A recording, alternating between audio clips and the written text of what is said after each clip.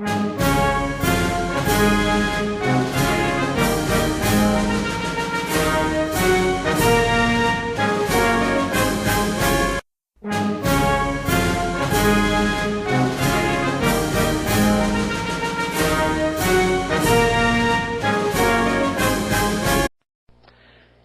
to bring you our next speaker, we're going to bring you Mr. Ted Gunderson. Come on up, Ted.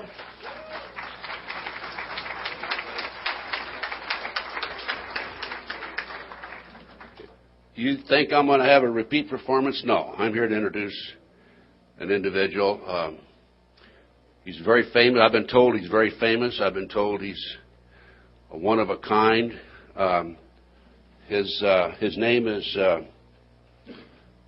anybody got a program out there?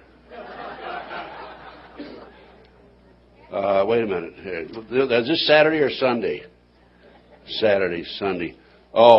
His name is Anthony Hilder. Anthony, is that how you pronounce your last name, Hilder? Yeah. Anthony Hilder. Okay. Come up here, Mr. Hilder. It's not Steven Spielberg. It's Anthony Hilder. Okay. Now, let me just tell you a little bit about this man. I've known him for 25, 30 years. When I was head of the FBI in Los Angeles, I used to attend all kinds of social functions and high society stuff. You're just placed in that position when you're an FBI chief. And as I was telling some people yesterday, I really got tired of going around with a drink in my left hand and shaking with my right hand. After I retired, and I always sit at the head table, of course, and after I retired, whenever I went to banquet after that, I always sat in the last row, the last table in the back of the room. But I'm bringing that up, and I'm making an issue out of it because his mother was a fantastic lady, Patty Reynolds, high society in Beverly Hills, and I used to escort Patty to some of these functions. She was a great lady, great lady. I don't know what happened to Anthony, but she was a great lady. But I met Anthony through Patty. And this guy is really, all kidding aside, he's phenomenal. He's a great producer. He was head of a Hollywood studio. He's got a track record second to none. And he has a number of matters for which he's claimed to fame. And one of his claims to fame is he was at the Ambassador Hotel the night that Robert Kennedy was assassinated. And so he immediately left, of course, but I want to tell you right now he was not involved in the assassination, okay? However, I really suspect he is Saran's handler. Okay? Come on up here, Anthony. All kidding aside.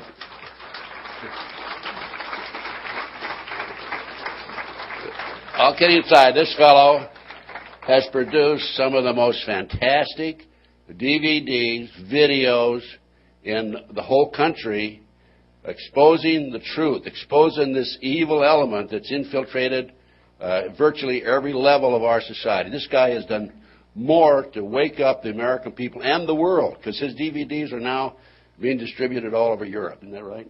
Mm-hmm. And he even, on occasion, has put me on a couple of his DVDs, for which I'm thankful, and because I have a strong message, too. Anyway, a strong welcome to Anthony Hilder. Anthony. Thank you, sir. Thank you.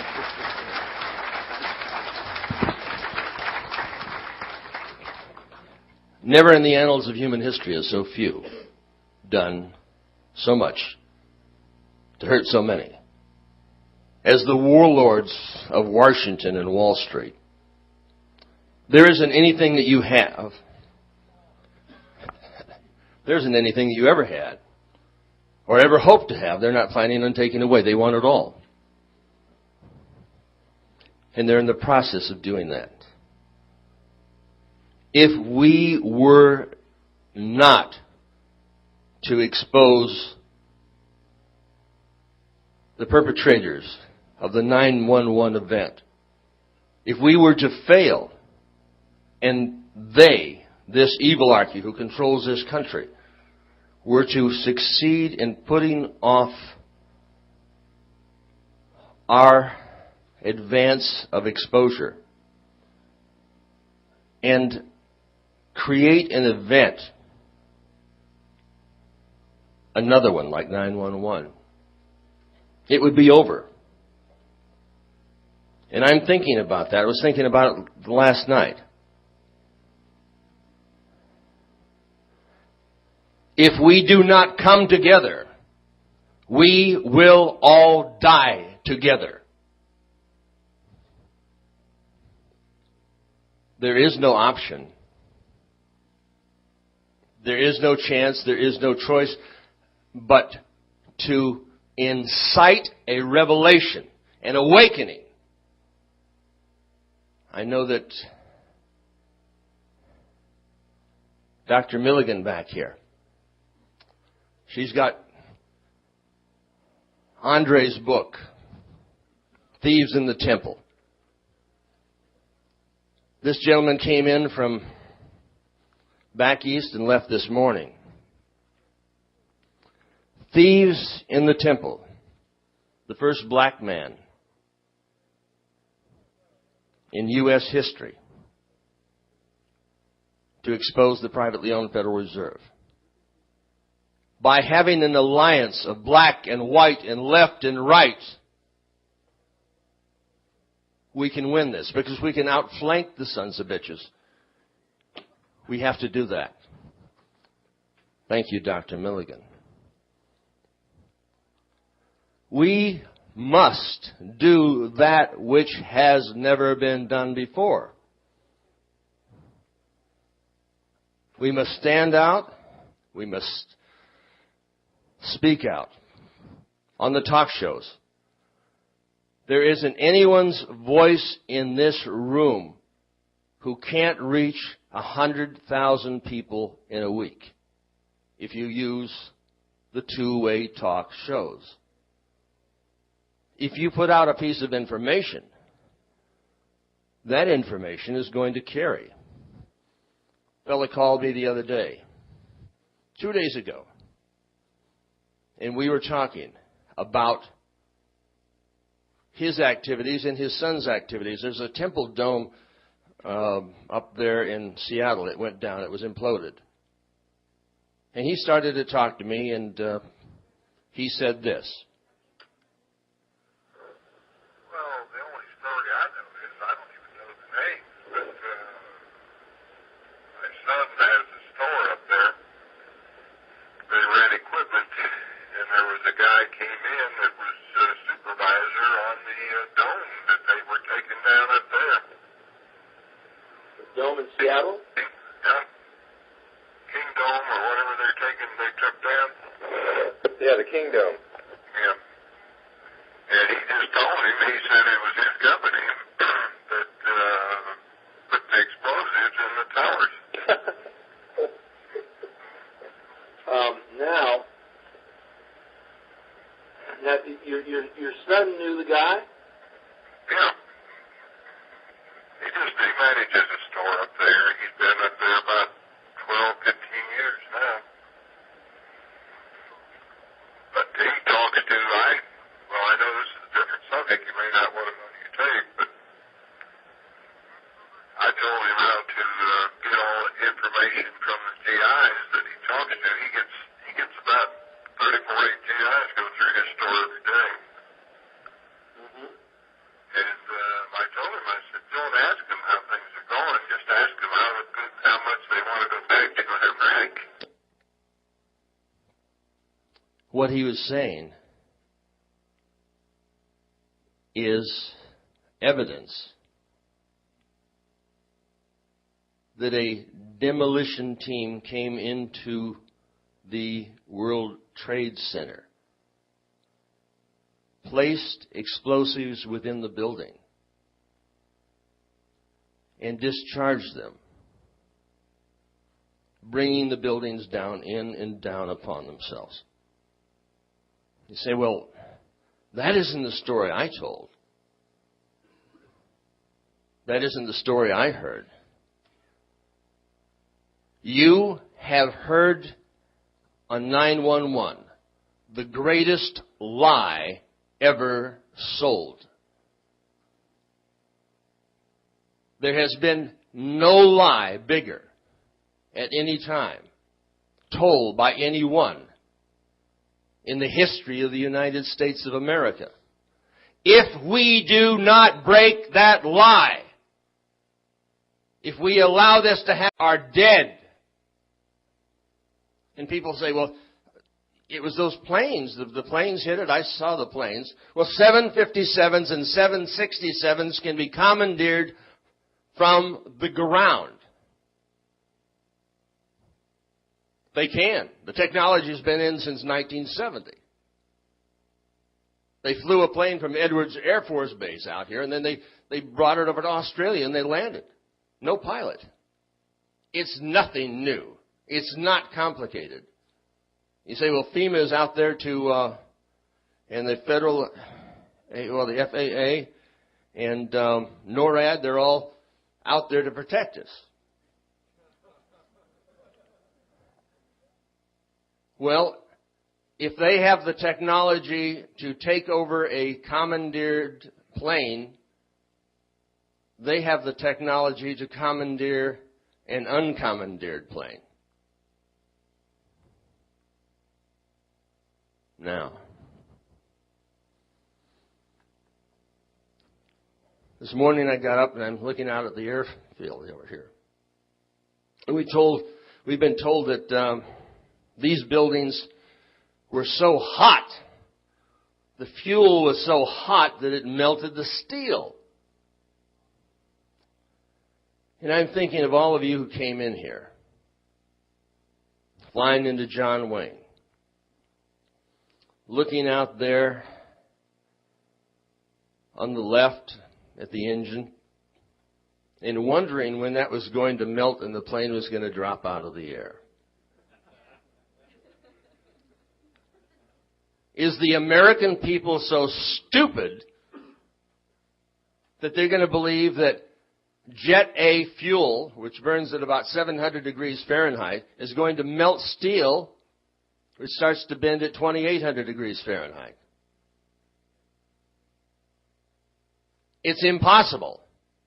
A steel building never was brought down by a fire until September 11th, 2001. And on our tape, we have pictures of the third building, building number 7 coming down, imploding. Not only does it implode, and we have 7, 8, 9, 10 shots of it. And by the way, that's where the CIA was housed. But we have Larry Silverstein saying, well, things were so out of hand, we had to pull the building. Pulling means to implode the building, to take it down, take it out. It's on film. We have it on tape. What are we not doing that is necessary to break the bank of the banksters, of the American Illuminati? We know that those buildings came down. You say, well, there's a group of people who are responsible for the electronic security of the buildings. We know that. If they were doing their job, they certainly would have prevented any terrorists from coming in those buildings. Well, that's not exactly true. Because I was taking a look at the people who operated Securicom. Securicom was the security service from the year 1994 to 2000. And one of the directors of that group was a fellow named Warren, well, no, it was his name, Marvin Bush, the president's younger brother. But you say, well, that was just in those 6 years, that wouldn't have been enough time to plant explosives in the building. Of course not. It's only 6 years. But then, in the year 2000, it changed hands. Securicom became Stratotech. And Stratotech had a new man, a new CEO, Wirt. George Walker Bush. No, it's just Wirt Walker III, his cousin.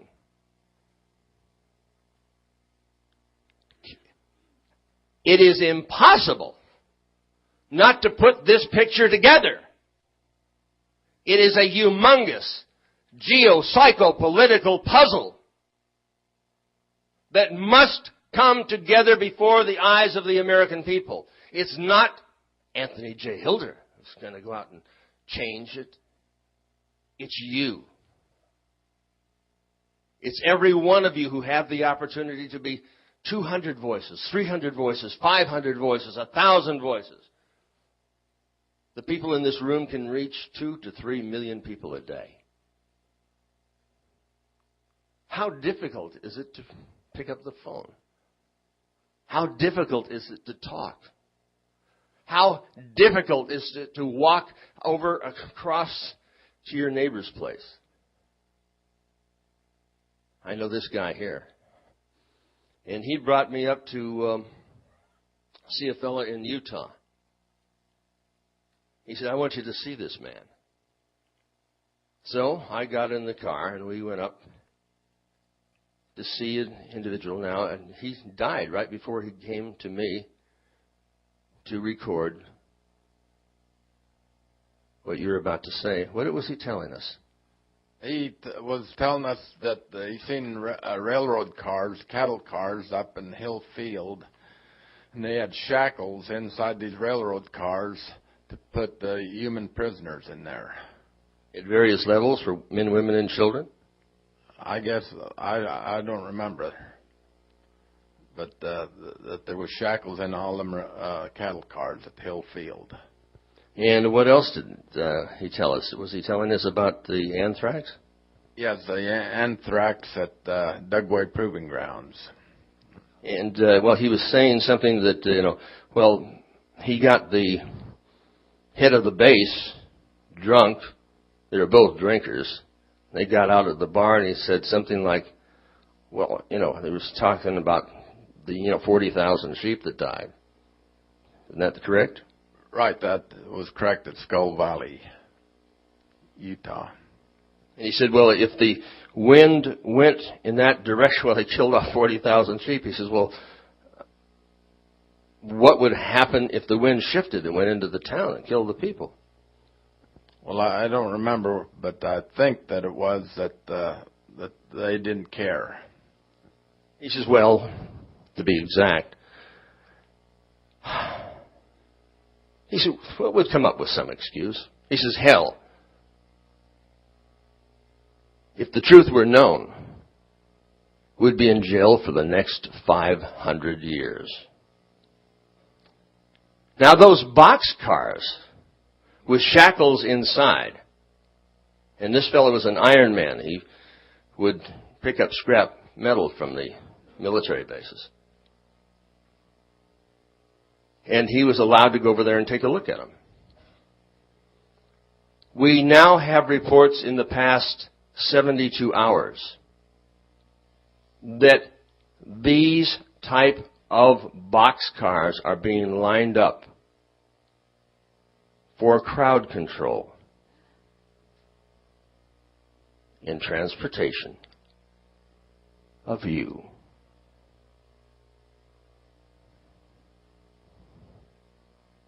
I just happened to see Arnold right here. Military activities in Canada, all across the country.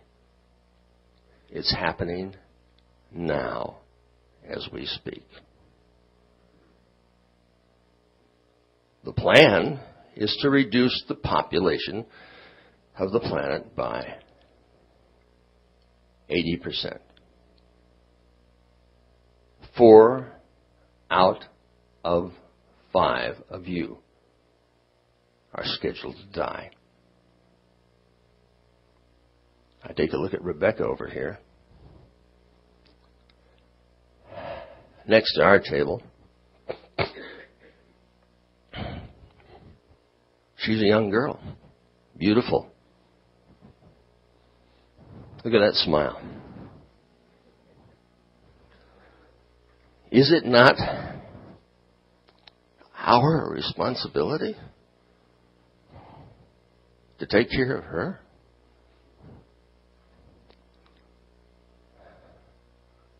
If we fail, what is her future?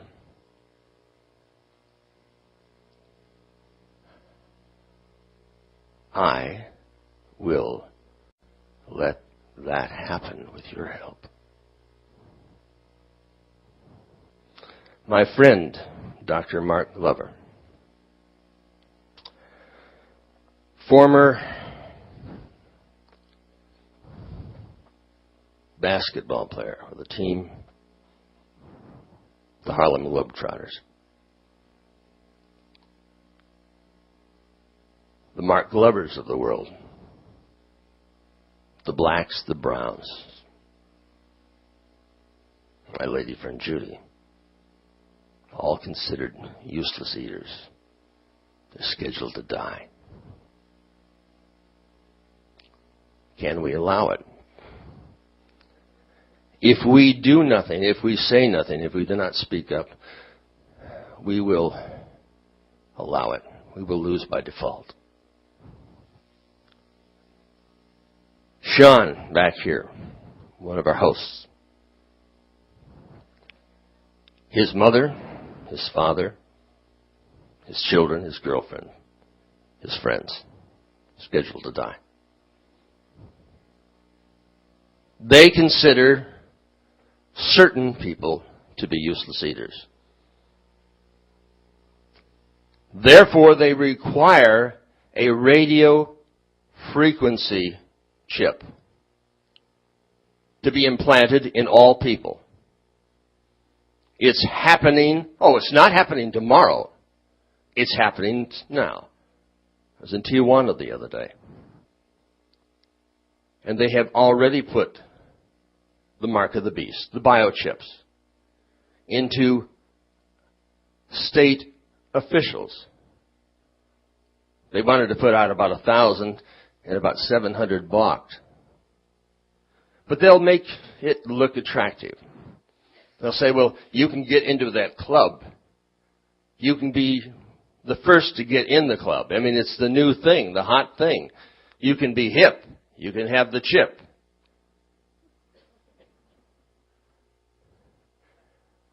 They can track you with a phone. They can track you with your car. They know when you wake up and go to bed. We are in George Orwell's society. And somebody's doing it to you. And by God, you had better find out who. Because they are the enemy. It's not the communists, it's those who control the communists. It's not the Democrats or the Republicans. We have a one-party system, for God's sake. And I was thinking about this 9/11 event. How could it have possibly happened before our very eyes? Joyce Riley's husband took a look at tapes and put it down. It doesn't compute. And of course, one thing about the 19 terrorists, remember, they still say that these 19 terrorists were out there doing this thing. Well, it just so happens that 7 of the 19 terrorists that they have stated did the thing are alive today. I can go over and I can sit down with them, like I could go over and sit down next to you, and do an interview. And ask them what went down. Because they didn't go through that building. They didn't die, they're alive. And then there was one that was dead before the planes ever took off. Dead men don't fly. Now, how could it be that we could buy this story? But if we did buy the story, let's assume the rest of their story was true.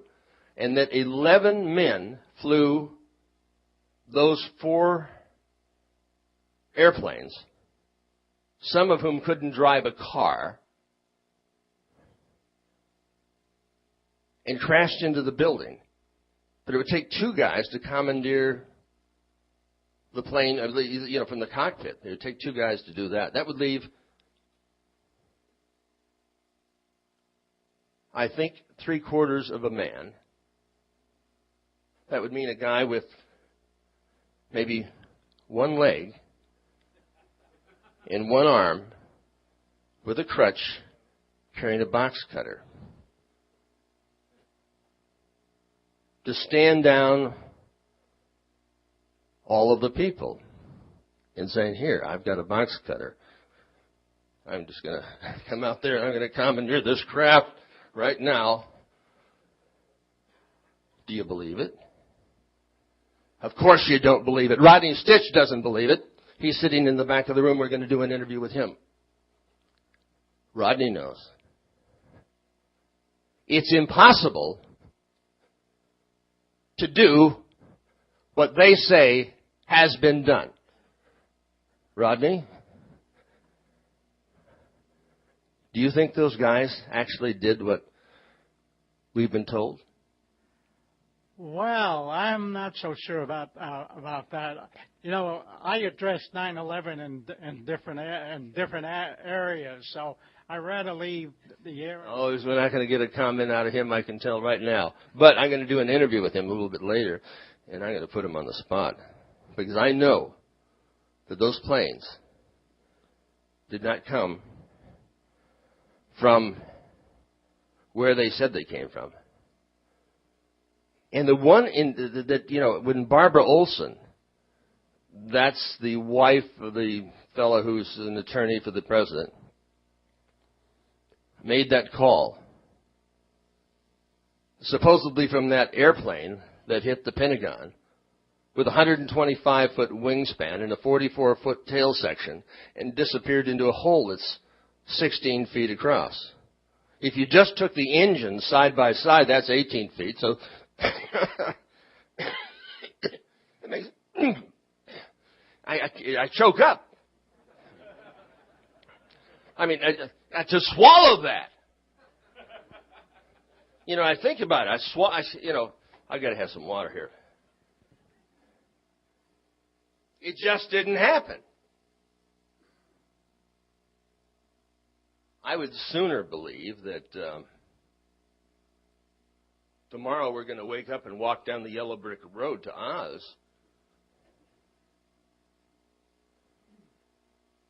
But somehow I don't think this is Kansas anymore, Toto.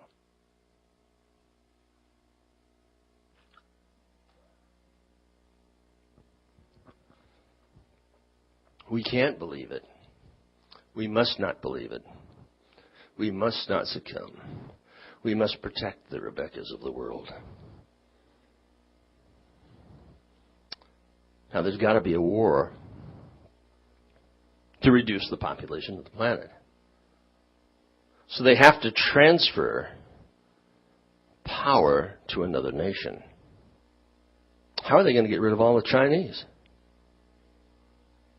I was in Beijing, and I'm looking up the street, and there's like 300 bicycles coming down. I said, my God.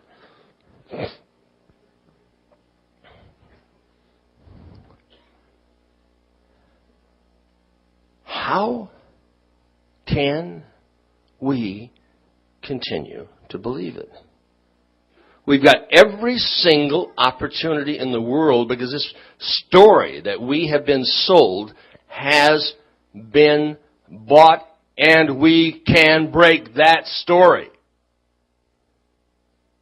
Not only can we break that story, we must break that story. It is a lie beyond all lies. We know that in Washington, D.C. There is a Masonic religion. If you go in the park over there, you see a picture of, a statue of the fellow who wrote the Masonic Bible. General Albert Pike. Oh, he wasn't a bad man. Co-founder of the Ku Klux Klan. So, it gives him good credentials.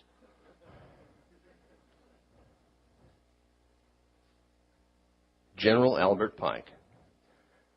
Now, a friend of mine just did a tape. I'm a co-producer of a film out of England, now out of France, called The Illuminati. 1967, I did the Illuminati records with Myron Fagan. I thought, well, if I could only produce 1,000 copies, we could change the world. At least the story wouldn't be killed. At least the story would stay alive. Then after that,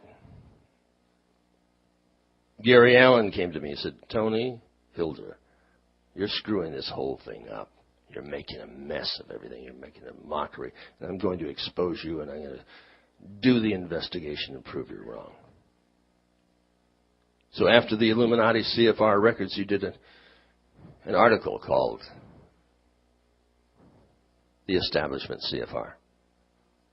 And I called him up after his finding out that what I was saying was true. I said, can I record it?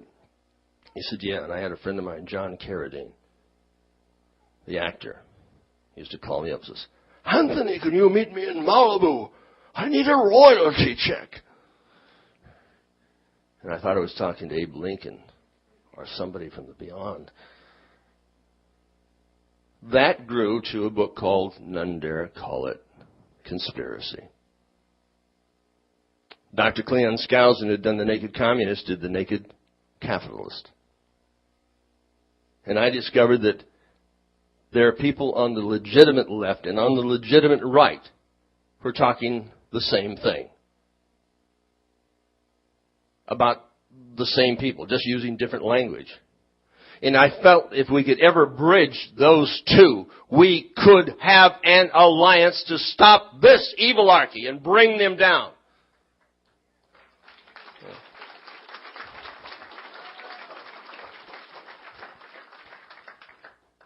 If they are to live, we are to die. I mean, it doesn't, it's not much option to me. I mean, if I could take a look at the choice, I know what they've done. They've genetically engineered AIDS. Oh, they said, they're doing something that's beneficial for the people. They're going to give some vaccines through the smallpox vaccine program through the World Health Organization. They're going to give these vaccines to the little black children in Africa. They're going to help them out. They don't give a damn about the little black children in Africa. They want them to die. They don't want them to live. But they said, well, the gays, I mean, they've got some problems over there. Hepatitis B. Oh, wow, it's not only an epidemic, it's a pandemic. So we've got a program for them. We're going to give them some hepatitis B vaccine shots. So they went to the gay bars. So we wind up with AIDS suddenly in the span of about 12 months in Senegal, Uganda, Zaire, Brazil, and Haiti, and through the gay population all around the country.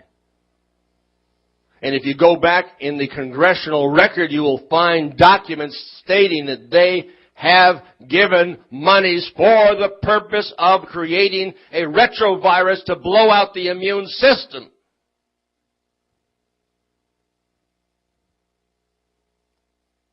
There is a group of people behind this.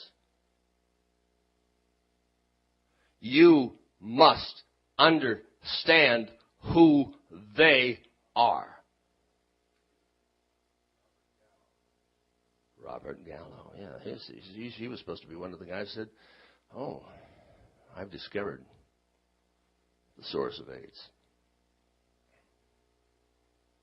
Dr. Robert Strecker and I went out and talked about this. But it's time for you to talk about it. You know, and I'm thinking about one thing. Remember Muhammad Atta? He was the guy that they said, well, the FBI says, well, now, after the explosions at the World Trade Center has told us that, you know, there are terrorists out there, but we can't really identify them. But you were looking around, the FBI within 48 hours. And maybe it was less than 48 hours. I think it was. It may have been 36 or 37 hours. They had these pictures of these huge planes smacking into the World Trade Center. And they said, well, we now can identify the source of all of the problems because the passport of Muhammad Atta was found. Now, Muhammad Atta and his guys, who could not, some of whom could not drive a car, were supposed to be willing to sacrifice their lives. They were going to sacrifice their lives. They were going to lay down their lives. They were going to give them up. Because knowing that the next day they would meet 52 virgins. If they died, the next day they would meet these virgins. And they were convinced that this is the way to go. They were devout religious people who went to a titty bar the night before, got drunk, maybe did a little, to set them up for the event. Maybe they were hunting for the 52 virgins there. Not finding them, they said, well, we have to get in these planes and fly into the towers. But they are flying. They get up. The 2 3/4 men per plane, get in these craft, go beyond all the security. The largest intelligence agencies in the biggest, most powerful nation of earth cannot find them. And suddenly they find themselves flying. They see the World Trade Center. They come into the World Trade Center. They smack into the World Trade Center. Of steel and concrete. Engulfed in a ball of flames that emerges into the sky. We are all at awe, knowing that the country has been attacked. They go through the steel. They go through the concrete. They go through the walls, the toilets, the electricals. And through the next wall, and the set of offices and the desks and the files. They go through them all. And then out the other side. Oh, it's Muhammad Atta, right? Whoa! He goes through. And guess what? His passport falls out. Amazing. The FBI comes along, and underneath, 500 tons of rubble and molten steel. My God, what is this? It's the passport of Muhammad Atta. Now we know.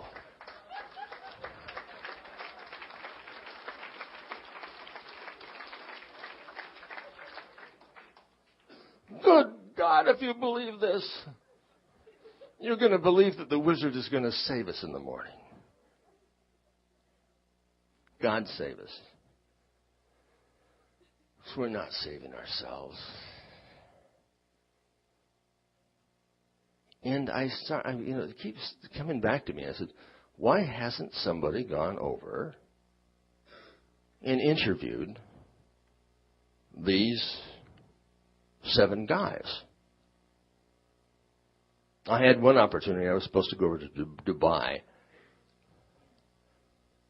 which is sort of a CIA headquarters. I don't know how long I would last over there, because it isn't the CIA. It's El-CIA-da. El-CIA-da. And Ted was telling me about this fellow he met named, what was his name? Osama bin Laden. He was doing something with Ted over there in the valley when Ted met him under another name. He was an agent, an asset of the United States government.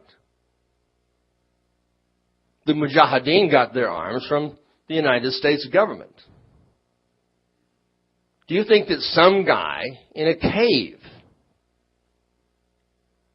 sitting on a stone in Afghanistan, engineered this event? I mean, if a guy has difficulty, and he's used to driving a camel, how the hell is he going to engineer this event? And I'm thinking, here's a guy who's sitting over here. Well, let's assume that this is true. He's on the phone, and he's talking to bin Laden. He said, we're going to do this job. We're going to go out there, and we're going to zap these people. America, the great devil, the great Satan. And he talks to his guys. But one thing, I stopped for 1 second. These guys weren't Afghans, were they? And I said, wait a minute, they weren't Afghans. But they must have been Iraqis, right? I mean, we've declared war like Adolf Hitler declared war. Well, he didn't actually declare war. We didn't actually declare war. Hitler invaded Poland, and the Soviets invaded Poland on September 1st, 1939. And you remember the Communist Peace Pact of August 23rd, 1939. And what Adolf Hitler said on February 5th, 1941, he said, basically National Socialism and Marxism are the same. The whole of National Socialism is based on it. And I think, how could all of this possibly have transpired without cooperation from agents of the United States government? We have terrorism in the United States. Government-sponsored terrorism. Ted Gunderson and I were talking about the second bombing of the World Trade Center in 1995. You say, well, that couldn't be. That's 6 years before the event. That's right. 6 years before the event, we were saying that the FBI, who conducted the operation in 1993, were going to come back and do it again. Because in 1993, the blind cleric, Sheikh Omar Abdul Rahman, you saw his picture in Time magazine. It's frightening. Because behind his blindness, he had great vision of bringing down the World Trade Center. He was the number 1 suspect in the assassination of Anwar Sadat. And I think, well, my God, this man would be definitely barred from the United States of America. But the department that prohibits people of that nature from coming into the country, the State Department gave him a visa. In fact, they gave the entire group of terrorists a visa. When they got here, of course, then they had to really start looking out after these guys, after they had invited them in. So they investigated what they were doing. They infiltrated the group with a fellow named Ahmad Salem, who was a retired Egyptian army officer. He infiltrated the group and was wired. And he came back to his handler in the FBI, John Antisef, and said, listen, these guys are, scary, but they're not really up to anything. He said, well, maybe you could give them a hint. I don't know. But he came back and says, listen, they're willing to do the World Trade Center. He said, but they don't know how to make a bomb. He said, well, that's easy. Make it for them. And Ahmad Salem said, whoa. Got to clear my throat. Make it for them. I said, yeah. You know how to build a bomb? He says, well, yeah. So you, if you're paying the taxes to Uncle Sam, to the Federal Reserve, paid for the bomb that was built to go into the building to blow it up in 1993. This all came out in the trial. It's in the New York Times. It's in the LA Times. It's in the Long Island Newsday. It's validated. It's fact. It is not fiction. The very first bombing of the World Trade Center was paid for by the U.S. taxpayers. The building didn't go down because somebody had illegally parked a car or a truck next to one of the columns. So when that failed, and I was talking to Ted after we'd done a tape called Reichstag 95, he said, they're going to come back and do it again. And they did. And they will do it again.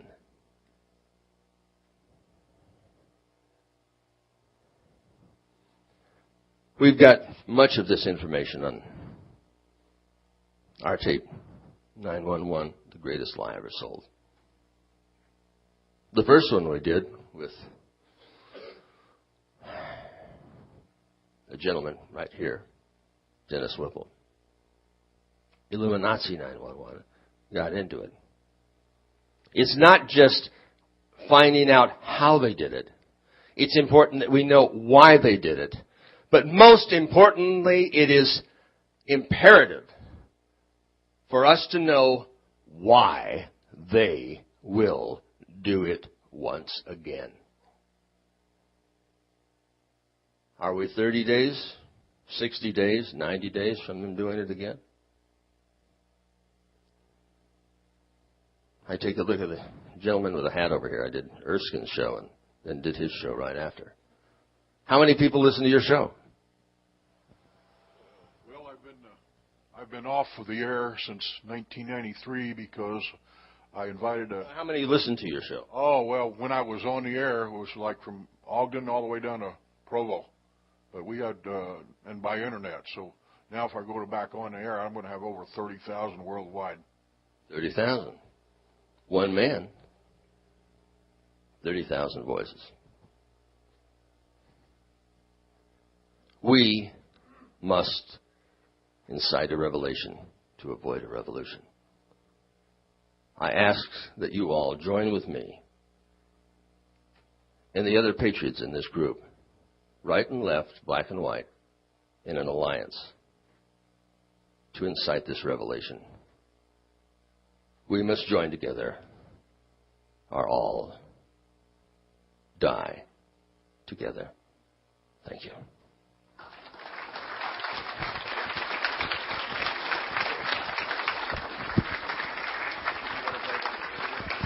Oh, do we have one single minute left? I want to play just a little bit of the tape. God, I'm taking a look at, my chin. I got to do something about that. It is a fascist system. It is a fascist system. It is a fascist system.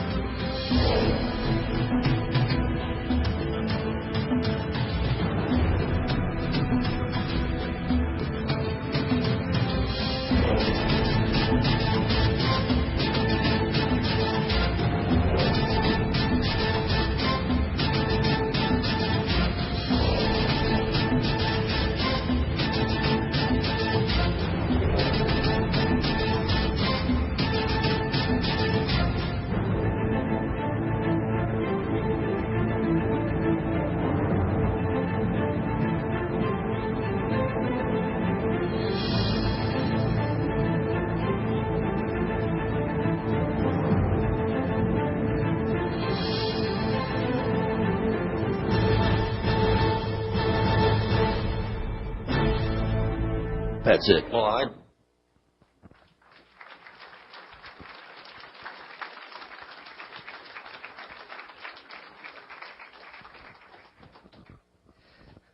Thank you, Anthony, for that great presentation. Very informative. Folks, we're running a little bit behind, unfortunately, on schedule right now. It's 5 minutes to 11. Why don't we take a 15-minute break and be back at our seat?